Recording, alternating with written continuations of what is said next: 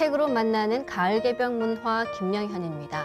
지난 시간에 이어 한류 열풍사랑 대외 홍보위원이자 서브컬처 문화 비평가로 활동 중이신 진주도장 교무종각 권혁필 도생님을 모시고 영상으로 만나는 인류 문화 함께 하시겠습니다. 도생님 안녕하세요. 네, 안녕하세요. 네, 지난 시간에 영화 원더우먼을 통해서 여성 차별의 역사와 해원에 대해서 알아봤거든요. 이번에도 계속해서 원더우먼에 대해서 말씀 나눠보겠습니다. 네. 영화는 원더우먼의 고향인 아마존 데미스키라 왕국에서 시작하잖아요. 그런데 본래 아마존이 남미의 강 이름이 아니라 여인 왕국이었다고 해요. 네, 그렇습니다.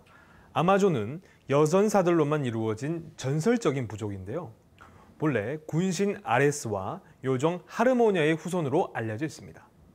이들은 사냥과 전쟁을 좋아하였으며 활을 쏘거나 창을 던질 때 방해가 된다고 하여 한쪽 유방을 제거하였는데 이 때문에 아마조네스라는 이름이 붙어졌다고 합니다. 그리스의 신화와 전설 가운데에는 아마조노 마키에 관한 이야기가 자주 등장하는데요. 이 그리스어는 여전사들로 구성된 아마존족에서 유래된 말로서 그리스 남자들로 구성된 전사들과 침략한 아마존족 간에 벌어진 전투를 의미합니다. 그리스 여자들과는 정반대로 그들은 전쟁을 좋아했고 전쟁을 할 때도 그리스 남자들과는 정반대의 기술을 사용했습니다. 대부분의 그리스 로마 신화 이야기는 싸움 잘하는 아마존족의 침략을 남자 전사들이 나서서 격퇴시킴으로써 그리스를 지켰다라는 내용을 주제로 삼고 있습니다. 이것을 풀이해보자면 성대결적인 전투에서 남자들이 승리하고 남자들의 자존심을 지켰으며 그 후 그리스 역사는 남자들이 주역을 담당하며 문화의 꽃을 피우게 되었다는 것이죠. 그리고 신대륙 발견 시기에 아마존은 또한 정복의 상징이 되었습니다. 콜럼버스와 코르테스를 위시한 탐험가들은 아마존에 대한 소문을 찾아 나서기도 했는데요. 전설과 소문에 따라 미국 캘리포니아주는 여왕 칼리파의 이름을 딴 것이고 남미의 아마존 강이란 이름은 그 주위에서 얼룩덜룩한 옷을 입고 잽싸게 움직였던 여자 궁수들을 발견한 뒤에 생긴 것이라고 하네요. 모계사회는 동서양 역사에서 공통적으로 발견되고 있는데요. 우리나라에도 여인국이 있었다고 하죠? 네, 삼제도해와 후한서 동옥저의 기록 등에 동해 바다에 여국이 있는데 남자가 없다. 혹 전해 오기를 이 나라에 신정이 있는데 이를 엿보면 임신을 한다고 기록되어 있습니다. 그리고 숙종 28년 제주 목사 이영상의 탐라 순력도중 한라 장촉에는 동쪽 일본국까지 2000여리, 천간으로 병해 방향으로 여인국이 있는데 그곳까지 거리가 8000여리라고 기록되어 있습니다. 실제로 인도네시아의 섬에 사는 수많은 민족들은 모계사회의 전통을 지키고 있으며 여자를 선호한다고 하는데요. 선조들의 상상이 가미된 부분도 충분히 있지만 원시시대에는 지모신을 숭배하는 풍습과 그러한 지모신의 화신과도 같은 여성들을 숭배하는 풍습이 있었기 때문에 이러한 여신 숭배 문화가 바탕이 되어 많은 사람들에게 여인국으로 알려지게 되지 않았나 판단해 봅니다. 실제로 지리산에는 노고단, 성모사 등 여신설화와 관련된 역사 유적이 존재하고 있습니다. 그리고 하동에는 백무동이라고 하여 100명의 여무당들이 나고 자란 곳이 있다고 말하고 있습니다. 우리나라에는 마고여신, 제주도의 설문대 할망, 그리고 한락대기, 광주의 주역각시와 같은 여신성에 대한 이야기도 많이 남아 있습니다. 영화에서 원더우먼은 제우스의 딸로서 여신으로 그려지고 있는데요. 고대의 여신을 숭배했던 역사가 상당히 오래 지속되었던 것으로 알고 있어요. 네, 정확한 말씀이신데요. 앞서 원시시대에는 지모신을 신성히 여기는 신앙 정신이 있었다고 말씀드렸습니다. 이러한 정신 문화는 유물 유적으로도 이미 발견이 되고 있는데요. 특히 이것이 동서양을 막론하고 유사한 형태가 발견되는 것이 매우 재미있습니다. 첫 번째로 빌렌도르프의 비너스는 1908년 오스트리아 빌렌도르프 근교의 구석기 시대 지층에서 발견된 11.1cm 크기의 여자 조각상입니다. 그 시기도 매우 오래된 것으로 알려져 있죠. 빌렌도르프의 비너스는 사실적이라기보다는 이상적인 모습으로 표현한 여성상입니다. 커다란 유방을 늘어뜨리고 허리는 매우 굵고 배는 불룩 나와 있고 지방이 풍부한 엉덩이가 매우 잘 발달돼 있고 성기가 강조되어 있어서 생식과 출산, 다산의 상징으로 주술적 숭배의 대상이 되었던 것으로 판단되고 있습니다. 다산을 나타내는 것이 아니라면 뚱뚱함은 수렵 생활을 하는 사회의 높은 계층에 있는 사람을 나타내며 이 석상이 성공과 안녕의 상징이었다는 주장도 있습니다. 그리고 동산치 제사 유적이 있는데요. 동산치 제사 유적은 넓은 들판에 불룩하게 솟은 산 위에서 축조됐는데 이 유적에서 인부상이 발견된 것이죠. 특히 우아량 제사 유적에서도 적석 계단묘와 여신묘가 동시에 발견되어 그 사실이 주목되고 있습니다. 네, 그 밖에도 여신을 모셨던 문화를 보여주는 이 유물과 유적들이 지금도 많이 발견되고 있잖아요. 동북아의 시원 문화라고 하는 홍산 문화에서도 이 여신묘와 여신두상이 발견되지 않았습니까? 네, 그렇습니다. 동방에서 발견된 최초의 여신상으로 알려져 있는데요. 발에 연한 북부 대릉하 유역, 요녕성 건평현 우아량의 홍산문화 시기에 여신모에서 출토된 소조 여신상입니다. 홍산문화 후기의 대표적인 유적지인 우아량 유적에서도 매우 주목받는 유물 중에 하나인데요. 규모는 남북 22m, 동서 9m에 이르는 묘역에서 발견되었습니다. 그리고 실제 사람의 3배에 달하는 흙으로 만든 여신상이 있었는데요. 서측 실에는 사람 실물의 2배 크기의 여신이 있었습니다. 그리고 여러 가지 잔편들을 통해서 볼 때 사람 실물의 3배 정도까지의 다양한 크기의 여신상이 6 내지 7개가 있었다고 합니다. 그리고 특이하게 여신상은 가부좌를 틀고 마치 노래를 하는 듯한 형상을 하고 있는데요. 사람들은 일반적으로 이것이 불가에서 가부좌를 틀고 있는 모습 같다고 말하고 있습니다. 역사 연구가들에 의하면 이것은 예전부터 높은 수준의 역사 문화가 존재하고 있었음을 보여주는 것이며 예전 선조들의 생활문화 양식을 보여주는 것이라고도 할 수 있다고 합니다. 이렇게 여신상을 모시고 그러한 모습을 따라하면서 한 해의 사냥과 농사가 풍성하게 이루어지고 자손이 번창하기를 바랬던 것이죠. 다산과 풍류를 기원하며 여신을 모셨던 문화가 정말 오래되었네요. 네, 그렇습니다. 또 다른 예를 말씀드리자면 후석기 시대의 비너스, 신석기 시대의 차탈후유쿠 벽화 속에 나오는 지모신의 토우가 있는데요. 여기서 지모신은 풍요로운 생식을 관장할 뿐만 아니라 지하, 죽음, 전쟁의 지배자이고 또한 천수의 원천, 한마디로 하늘과 세계를 지배하는 상징이기도 합니다. 우리에게 호칭이 알려져 있는 최고의 지모신은 기원전 3000년대 수메르인이 숭배한 이난나이고요. 그리고 로마 신화 중에서 나오는 많은 여신의 원천은 같은 해역의 지방인 지모신이었습니다. 인도의 지모신은 불교에서 아리제모라는 이름으로 변형되기도 했고요. 중국에서는 산해경 등의 서적, 화상석, 한나라의 서역, 운남의 분묘 장식의 옛 지모신인 여아와 그 남편 복희의 천지창조도가 나타나기도 합니다. 여신 숭배하면 다산과 풍요의 상징으로 이 남신과 대비해서 생각하게 되는데요. 사실 신하면 아버지 하나님처럼 남성을 쉽게 떠올리게 되잖아요. 그런데 역사의 초창기에는 하나님을 여성으로 인식했다고 볼 수 있겠네요. 네, 정확한 말씀이신데요. 먼저 우리 민족이 오랫동안 신하로서 기억하고 있는 마고 여신에 대해서 말씀을 드리고 싶습니다. 마고는 우리가 알고 있는 가장 오래된 여신의 이름으로서 신라 때 박재상이 지은 부도지를 보면 지상에서 가장 높은 마고성의 여신인 마고에게 2 딸이 있었고 이들에게서 황궁, 백소, 청궁, 흑소씨의 남녀 각 1명, 총 8명이 태어났고 이들이 각각 3남 3녀를 낳았는데 이것이 인간의 시조이며 대를 지나 자손이 3000명까지 되었다고 합니다. 그중 황궁씨는 일행을 이끌고 동북아시아 지역의 천산주로 가서 한민족의 직계 조상이 되었습니다. 황궁씨의 자손은 유인, 유호, 환인, 환웅, 단군으로 이어진다고 하는데요. 이러한 이야기를 바탕으로 마고 할머니 신화도 전해져 내려옵니다. 마고 할머니는 민간에서 구전된 거인으로 중국 신화에서 천지를 창조했다고 하는 방구와도 흡사하다고 볼 수 있습니다. 그리고 마고 할머니는 한라산을 베고 누워 한 다리는 서해에 또 한 다리는 동해에 두고 손으로 땅을 훑어 산과 강을 만들었다고 합니다. 이러한 마고 신앙의 숭배의 흔적은 지리산 성모와 제주도의 여신설화와도 관련이 있는 것으로 보여집니다. 남자 하나님뿐만 아니라 여자 하나님을 함께 모셨다는 것이 참 흥미로운데요. 하지만 지금은 여신을 모신 신전은 파괴되고 여신 숭배의 문화도 자취를 감추게 되었죠. 네, 그렇습니다. 이후에 기독교와 이슬람교와 같은 유일신 신앙을 근간으로 하는 종교들이 대중화되고 전파되게 되면서 전 세계적으로 공통적으로 가지고 있었던 샤머니즘 신앙이 형태를 감추게 되었습니다. 결국에는 이후에 여신 신앙이 점점 사라지게 되었고 결국 그러한 흔적들이 서서히 파괴되기 시작했습니다. 그것이 결국 마녀 사냥과 같은 끔찍한 사건들을 통해서 더욱더 그 흔적을 찾아볼 수 없을 만큼 사라지게 된 것이죠.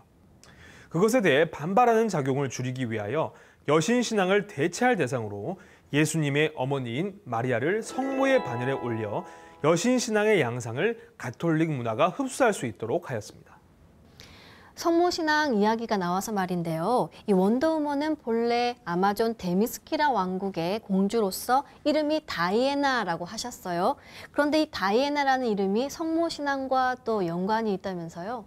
네, 그렇습니다. 영어로 다이애나라고 하고요. 이 다이애나는 그리스 신화의 아르테미스와 동일시됩니다. 그 의미는 빛나는 것이란 뜻인데요. 아르테미스, 다이애나는 사냥의 여신, 달의 여신이라는 뜻으로 에베소라는 지역의 수호신이었고 소아시아의 모든 여신의 어머니신, 그리고 풍요와 다산을 주관한다고 믿었습니다. 그리고 해의 신인 아폴론과는 쌍둥이 남매로서 달의 신이자 수렵의 신이며 처녀들의 수호자여 출산과 토지의 비옥함을 주장하는 처녀신이기도 했습니다. 한편 사도 바울이 에베소 방문 때 목격했던 아데미 신전은 원래 BC 356년경 파괴되었다가 재건된 것으로서 에베소인들의 자랑이었다고 합니다. 에베소에서 은으로 만든 아데미 신상, 즉 아르테미스 신상의 모양을 만들어 파는 이가 있었는데요. 바울이 사람의 손으로 만든 우상은 결코 신이 될 수 없다고 가르치자 우상을 만들고 파는 영업에 방해가 될 것을 염려하여 바울 일행을 몰아세우며 온 시내를 요란하게 만들었다고 하는 에피소드가 있습니다. 에베소의 다이아나는 시리아의 아스타롯 여신과 비슷하며 특히 그녀의 형상은 하늘에서 주피터, 다른 말로는 제우스에게서 떨어진 것으로 간주되었는데요.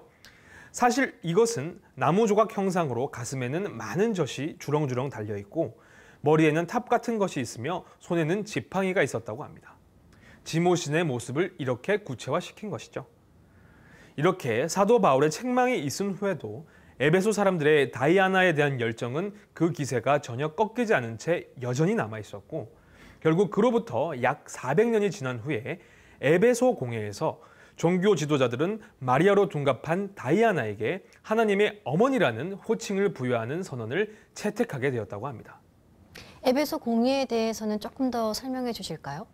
예, 에베소 공의회는요 431년 비잔티움의 황제 데오도시우스 2세가 에베소에 소집한 제3차 종교회의로서 알렉산드리아 대주교 시릴과 콘스타티노플 대주교 네스토리우스 사이에 벌어진 그리스도론, 즉 성모 마리아를 하나님의 어머니로 호칭할 수 있느냐라는 관 논쟁을 해결하기 위해 개최되었습니다. 네스토리우스는 안디옥 학파의 지지를 받고 있었는데 당시 안디옥 학파는 그리스도의 인성을 중시하는 견해를 취하고 있었습니다. 따라서 마리아는 그리스도의 육신의 어머니이기는 하나 하나님의 어머니로 불리는 것은 옳지 않다는 견해를 보였는데요. 반면 시릴은 그리스도의 신성을 강조하며 성모 마리아를 하나님의 어머니로 호칭하는 데 찬성하였습니다. 네스토리우스는 이단으로 정죄를 받았지만 네스토리우스를 지지하는 시리아의 대부분의 기독교는 페르시아, 우르미아호, 중앙아시아를 거쳐 인도로 선교지를 넓혀나갔고 그 뒤 경교라는 이름으로 중국 당나라에까지 복음이 전파되었다고 하네요. 이 서양의 여신 신앙이 카톨릭의 성모 마리아 신앙으로 흡수되었다는 말씀이시네요. 네, 그렇습니다. 네, 이 영화 원더우먼은 여신이 1차 세계대전이라는 인간 역사에 개입해서 전쟁을 종식시키고 평화를 연다는 내용인데요. 마지막에는 이 전쟁의 신인 아레스와 싸우게 되잖아요. 여신을 평화의 신으로, 남신을 전쟁과 파괴의 신으로 묘사한 데에는 감독의 숨겨진 의도가 분명히 있겠죠? 네, 그렇습니다. 아레스는 그리스 신화에 나오는 전쟁의 신입니다. 로마 신화의 마르스와도 동일시됩니다. 그는 제우스와 헤라 사이에서 태어난 아들이며 헤파이스토스라고 하는 대장간의 신과는 형제지간입니다. 올림푸스의 12신의 두 번째 세대, 즉 제우스의 차남에 속하는데요. 같은 전쟁신이자 여동생인 아테나가 전략과 방어를 중시하는 것과는 반대로 전쟁의 광란과 학살, 파괴적인 측면을 상징하였습니다. 그리고 그는 호전적인 성격과 사나운 성미를 가지고 있어서 다른 신들로부터 미움을 많이 받았는데요. 영화 원더우먼에도 이러한 점이 주요한 구성으로 등장하게 됩니다. 본디 아레스는 아마조네스 여왕 오트레레와 그 사이에서 펜테실레이아, 히폴리테, 안티오페, 멜라니페 등의 딸들을 낳았다고 하는데요. 이러한 설정을 조금 비틀어서 원더우먼에선 제우스 신이 다이애나의 아버지로서 등장합니다. 결국 유일하게 신들의 황금 시대를 지나 살아남은 아레스 신과 제우스 신이라는 위대하고 신성한 힘을 부여받은 여신인 다이애나, 이 원더우먼과의 대결로 영화는 마무리되는데요. 이것은 신이라는 존재가 가지는 인류에 대한 상징성, 그리고 그동안 억압받고 억눌린 여성성이 평등과 정의를 향해 발전해 나가는 과정을 남신과 여신의 결투로 그려내고자 했었던 감독의 의도가 담겨있는 장면이 아닐까 생각해 봅니다. 네, 이 영화는 선신과 악신의 대결에서 선신이 승리하는 것으로 결말을 맺고 있는데 이것은 사실 할리우드 영웅 영화의 공통적인 특징이에요. 그죠? 네, 그렇습니다. 선과 악의 대결이라는 이런 이야기 구도가 사실은 상당히 그 역사가 오래됐다고 하죠. 네, 그렇습니다. 그러한 가르침을 가지고 있는 수많은 종교들이 있는데요. 그 중에서도 가장 핵심이 되고 오래된 종교가 바로 조로아스터교입니다. 예언자 조로아스터의 가르침에 종교적, 철학적인 기반을 두고 있으며 유일신인 아우라 마즈다를 믿는 고대 페르시아 출신의 종교입니다. 조로아스터교는 이원론적 일신교로 최고신 아우라 마즈다 아래 세상이 통갈되는데 그것이 희미해지는 타락의 시간대가 있고 그것을 해결하기 위해 구원의 메시아가 등장을 할 것이라고 말하고 있습니다. 여기에서 유대교, 기독교, 이슬람교가 조로아스터교의 영향을 받았다고 하네요. 아우라는 주인을 의미하며 마즈다는 지혜를 의미하므로 아우라 마즈다는 지혜의 주를 의미한다고 합니다. 경전 아베스타에 의하면 태초에 아우라 마즈다에서 두 명이 나왔는데 하나는 선을 선택한 영으로 우리가 일반적으로 말하는 천사, 다른 이름으로는 스펜터 마이뉴이고 다른 하나는 악을 택한 앙그라 마이뉴, 다른 말로는 아흐리만입니다. 앙그라 마이뉴는 다른 이름으로도 불리게 되었는데요. 그중 가장 많이 불리는 이름이 샤이틴 혹은 사탄이라고 합니다. 이러한 경전의 내용들은 선천 종교의 구원관, 마신관과도 밀접한 관련이 있음을 아실 수 있으실 겁니다. 흔히 조로아스터교를 배화교라고 하죠. 지금도 이란 등지에 남아있다고 하는데요. 아까 유대교, 기독교, 이슬람교 등이 이 조로아스터교의 교리에 영향을 받았다고 하셨는데 좀 더 구체적으로 말씀해 주실까요? 네, 셋 다 모두 다른 종교 같지만 세상이 선과 악의 전쟁터이고 물리적 세계와 윤리적 세계, 모두 선신과 악신의 대결의 장으로서 생각한다는 데 있어서 매우 유사한 세계관을 가지고 있습니다. 그리고 이것이 인간에게 이로운 것인가 아니면 해로운 것인가를 분류하여 선악을 나누고 있는데요. 그리고 여기에서 인간의 역할이 중요함을 강조하고 있습니다. 선과 악의 전쟁에서 인간 스스로 자신을 희생함으로써 선한 신이 승리하도록 도와줄 수 있다. 이 희생은 자신의 물질을 드리는 희생과 시간 그리고 정성을 드리는 기도로 구성이 되어 있는데요.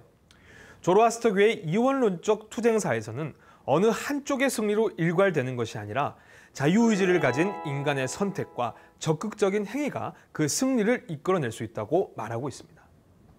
조로아스터교에서 말하는 이 3000년 후에 선신과 악신이 대결하는 그때 사오슈안트라고 불리는 메시아가 등장을 해서 평화의 세상을 연다고 하는데요. 사실 이것은 모든 종교의 결론이기도 하죠.